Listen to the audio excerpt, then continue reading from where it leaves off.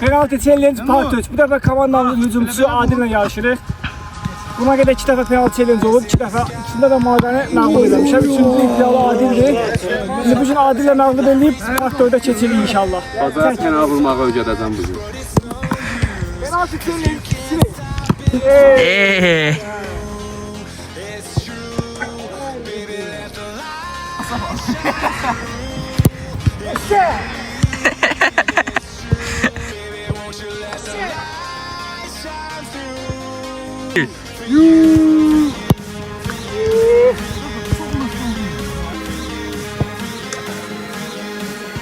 Bu nədir? Bu nədir?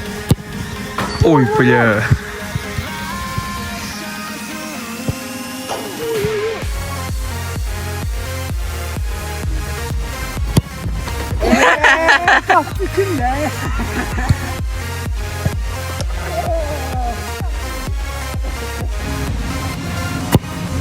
Kray göstərirəm, nə kray?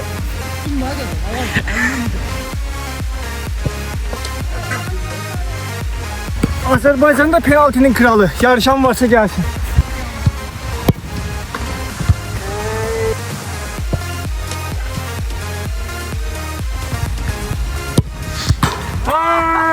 Vur görək daha.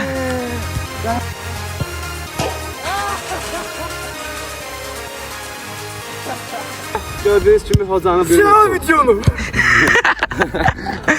Hoca uduzdu mənə. 4-3.